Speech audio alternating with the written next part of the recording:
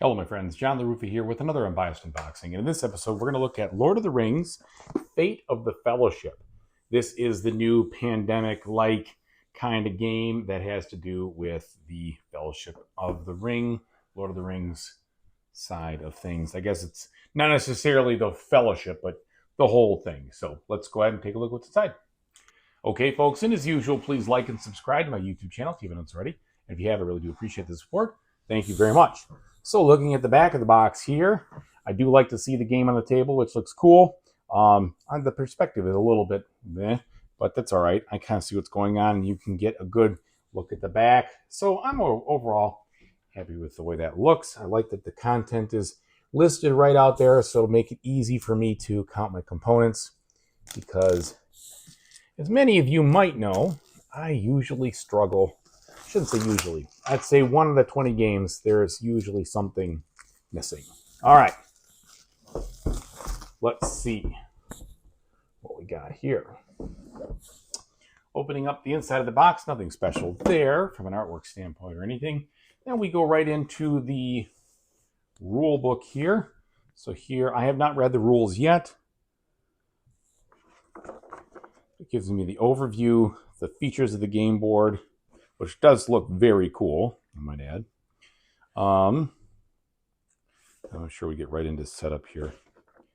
Here's the setup, and continued with the objectives, starting locations for all the characters, continuing on, and then we get into the key concepts. Playing the game, Fellowship, destroying the ring, prepare, rolling in battle, mustering. So lots going on here. Attack, capture, draw 2 player cards, and then the usual kind of wrap it up kind of things from a standpoint of the pandemic system. Looks like we have a decent amount of examples, which is important. Here we get into winning and losing, how you do that. The finer points, your next game. So it looks like you have an introductory, standard, heroic, epic, and legendary level of how you want to try to do the difficulty. And then there's also suggested scenarios, so things you can try to do there too, which is cool. And then the solo game, how you do that. And then the setup and some iconography. All right. Now, this game does have its own little custom dice tower, which is cool. So it tells us how to customize it, and I hope it fits in the box without any issue afterwards. Yes, putting away the rest. Okay, so you can kind of put it back, taking it apart a little bit. I guess it's all right. Hopefully, it'll just not be too much of a challenge to do that as far as wear and tear. All right, let's look at this beautiful board here. Okay. Definitely nice and big. All right. Single-sided board, of course. I shouldn't say of course, but it is a map of Middle-earth, so I wouldn't expect there to be 2 sides here. Definitely looks fun. There's no doubt about it to me. This looks like a fun-looking board. And, not necessarily something that all of the pandemic games really were able to do, right? Some of them were just, I don't know, a little more blah kind of things. But this one looks like they doubled down on that, which I like. All right, packaging. Okay, now we've got some different things here. So we have some really teeny green meeples, some really teeny blue meeples, some little itty bitty red ones, some gray, some brown. So my guess is these are our player colors, our 4 player colors. I'm just guessing at this, and then this is the enemy, but I could be wrong on that. We have a bunch of dice. Let's take a look. All right, these are very nice dice. They are custom dice. They have a really cool pearlescent marbled look effect. They're pretty easy to read, even though they've got that, and it's got a lot of different faces on it and such, including some blanks. And nice, hefty dice. So that's cool. Got some wooden tokens here. Definitely our threat token, or the Eye of Sauron, and then some other ones here. Okay, and then we have this package of stuff, which looks like, okay, so here's our wooden our wooden screen printed meeples here. So these are very nice. You can definitely see the art on there with the screen printing, which is cool. It helps the immersion.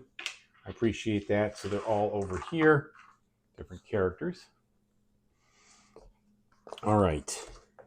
Then the cardboard for the dice tower itself that I'll have to build, and the punch outs, etc. Let's take a look just at what this looks like quality-wise.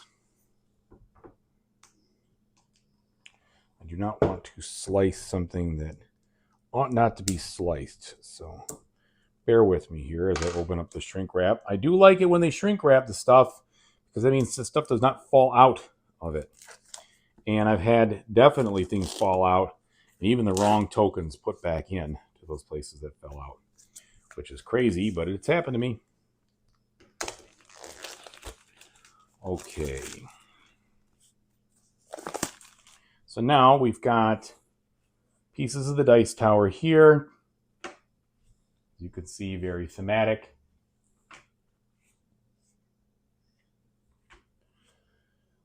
I'm guessing just about all this is the dice tower.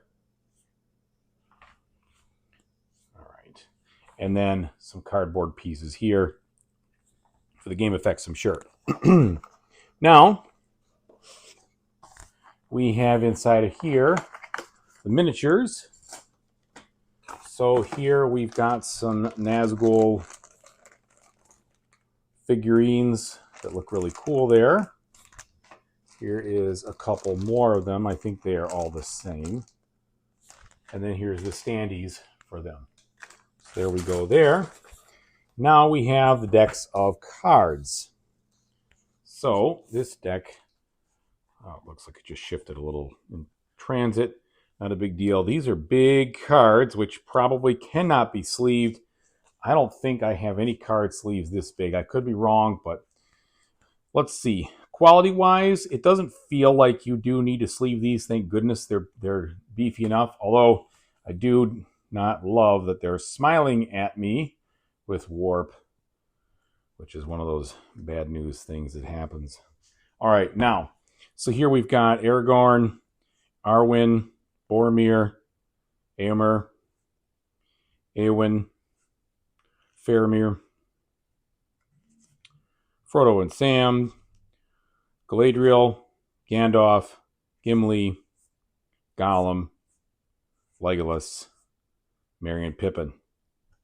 So lots of characters. I'm not sure that all those can be played. I can't imagine playing Gollum, but maybe I'm wrong. Maybe it is part of it. All right, and then here is my guess. This looks like some scenarios. Yeah, it has that look to it. So lots of different setups there. Tons of stuff, actually. So that is really cool. Looks like they really put a lot of effort into making this not just a generic ripoff or cheap thematic situation, which is why I gave it a shot, because I've played a lot of Pandemics, and I do like Pandemic a lot. But to get me excited, it has to be something that's going to be new and different. All right, so here we've got a bunch of our cards here from a standpoint of player aids, which is good. How you roll and such, that's good. And then, I don't know if these are the threat cards, but they sure look like it. So lots of different things here where things are moving around. Kind of highlights where they're going. So there's going to be a lot to learn, I think, on how to execute all of these. There's tons of them. And then the Wheels of Saruman and the Drums of War. So there's 2 effect cards there, I guess you would say. I'm not sure if they're effect cards. They could be one of those things where it's like you draw this, then you reshuffle sort of situation, as a lot of the other Pandemics did. Last deck here now, and these will be our playing cards, which I'm sure you will be able to sleeve. In fact, they look like the standard Magic the Gathering sleeves. Now, I don't think you have to. They are pretty good as far as thickness. I, of course, will sleeve mine. But here we have all the different locations. And I'm going to guess there's just a couple different suits, and they probably have very similar kind of feels to the Pandemic system. But I could be wrong. All right, so there's our cards there. And then we've got most likely, like, these are the events. Yep. So a bunch of events here. And then some, okay, so these are going to be like our virus cards or threat cards or disease cards or whatever they were. I can't remember, but looks like you have a lot of these in this one. Okay.